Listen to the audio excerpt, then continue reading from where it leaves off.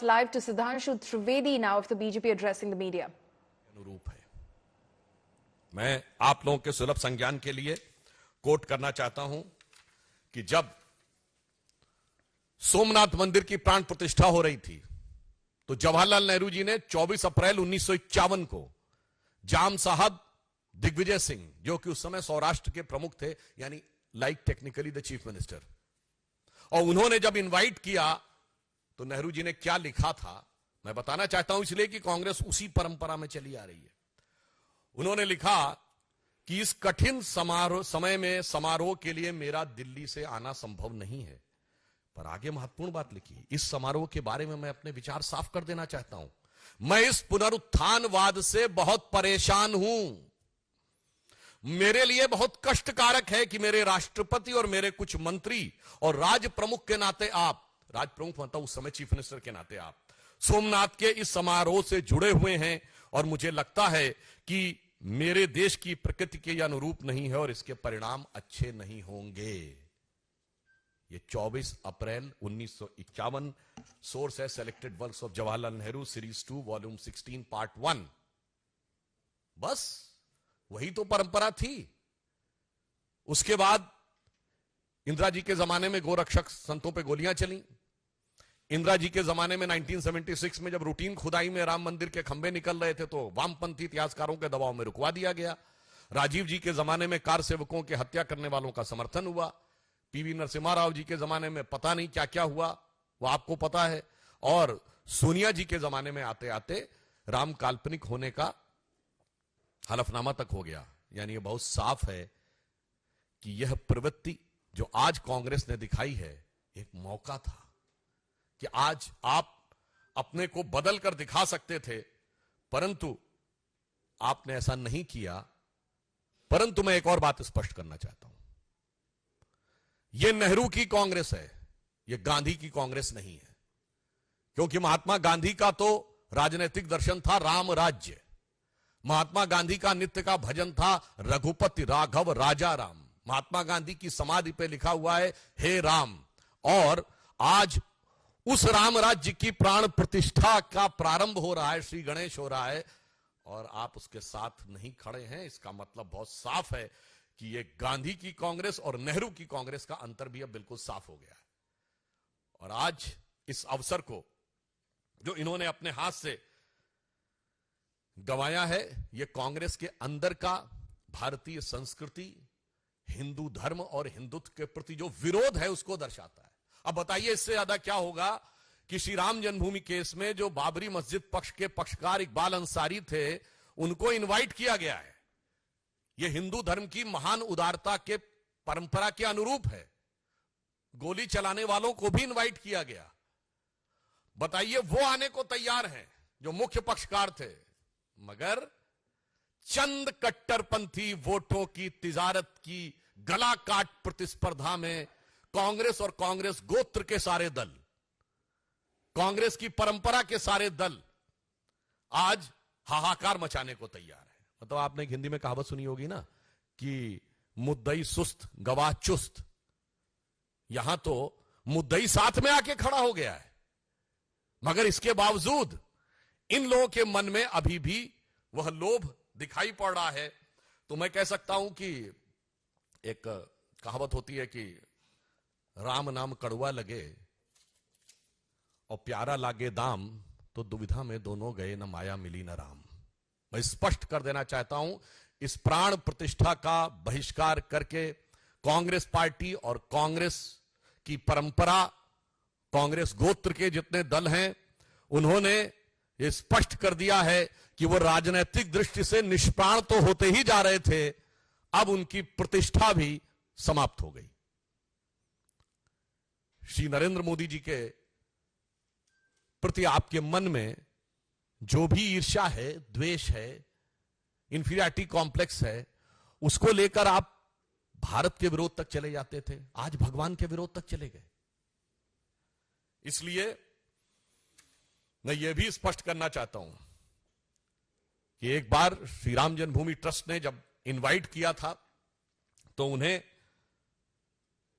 सद्बुद्धि आई होती तो शायद वो अपने पूर्व कर्मों का परिष्कार करने के लिए आ जाते हैं। वैसे कांग्रेस पार्टी के अंदर ही कई नेता इसका विरोध कर रहे हैं, क्योंकि शायद उनके मन में यह भी हो, वो जो एक पुराना भजन है ना, मैली चादर ओढ़ के तेरे द्वार पे कैसे आऊं, क्योंकि इतने पाप किए हुए हैं उन्होंने, परंतु आज उस पाप के परिमार्जन का अवसर था, वो भी आपने छोड़ दिया है। तो इसके लिए मैं रामचरितमानस की एक चौपाई कहता हूं कि आकाश से जल, मतलब जो बादल हैं, अमृत तुल्य जल क्यों ना बरसा दें, बेंत का जो वृक्ष होता है ना, उस पे फूल नहीं उगते कभी, बेंत पे फल और फूल नहीं आते, बैम्बू जिसको कहते हैं।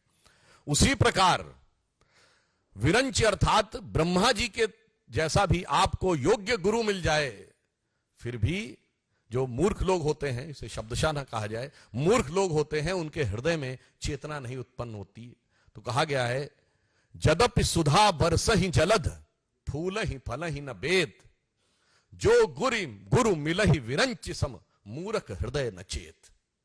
इस कारण से उनके हृदय में यह चेतना नहीं आ पा रही है। परंतु मैं अंत में पुनः स्पष्ट करना चाहता हूं कि हर ऐतिहासिक अवसर का विरोध करते करते कांग्रेस ने आज भारतीयता के श्रेष्ठतम मूल्यों के प्रतीक भगवान श्री राम के मंदिर की प्राण प्रतिष्ठा का बहिष्कार करके यह दर्शा दिया है कि उनके लिए राजनीति, और राजनीति में भी कट्टरपंथ की राजनीति, हम किसी समुदाय की बात नहीं कर रहे हैं, कट्टरपंथ की राजनीति अधिक महत्वपूर्ण है और राष्ट्र के आदर्श और प्रेरणा कम महत्वपूर्ण है।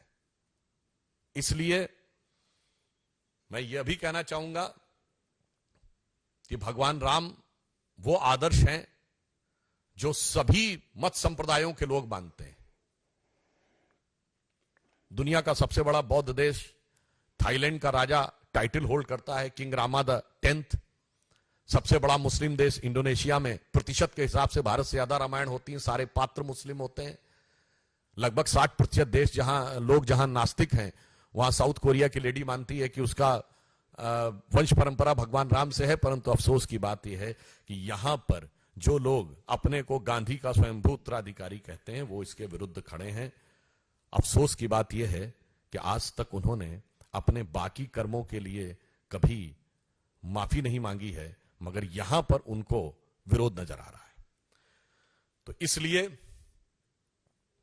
मैं स्पष्ट रूप से कांग्रेस से कहना चाहूंगा कि आप इसके द्वारा यह साफ स्पष्ट कर दीजिए कि अब आप अपने पुराने बयान पे कायम हैं कि नहीं। श्री पीवी नरसिम्हा राव ने दिसंबर 1992 में कहा था ना, वह तथाकथित मस्जिद दोबारा बनवाएंगे, वो बयान से तो बहिष्कार किया नहीं, अपना विड्रॉ किया नहीं, और इससे विड्रॉ कर रहे हैं। यह दर्शाता है कि कांग्रेस के अंदर की मूल प्रवृत्ति क्या है। धन्यवाद।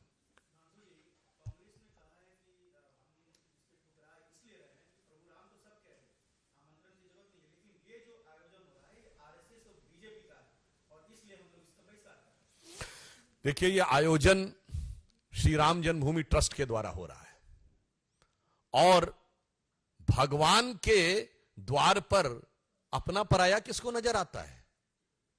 भगवान के द्वार पर इस दल और उस दल का कौन नजर आता है? परंतु हमने तो कभी नहीं कहा कि श्री राम जन्मभूमि के विरोध में आपके नेता वकील का चोला ओढ़कर खड़े होते थे। इसलिए इसका किसी संगठन विचार से कोई मतलब नहीं। यह भारतीय संस्कृति, भारतीय परंपरा के श्रेष्ठतम मूल्यों का प्रतीक है। इसलिए इसके बारे में वो करना सिर्फ एक बहाना ढूंढना है। जैसे किसी को कोई कार्य न करना हो तो वो बहाना ढूंढता है कि किस आधार पे हम इस चीज के में अवरोध उत्पन्न करें। तो चूंकि ये सदा सर्वदा से अवरोध उत्पन्न करते रहे थे, तो अंतिम समय पे भी कुछ ना कुछ विघ्न उत्पन्न करने का प्रयास कर रहे हैं। परंतु आप आश्वस्त रहिए, महान भारत की विकास यात्रा की प्राण प्रतिष्ठा मोदी जी के नेतृत्व में हो चुकी है, और अब भारत के सांस्कृतिक उत्थान और सांस्कृतिक गौरव की प्राण प्रतिष्ठा और सांस्कृतिक स्वाभिमान की प्राण प्रतिष्ठा श्री राम जन्मभूमि ट्रस्ट के द्वारा इस कार्यक्रम के द्वारा हो रही है।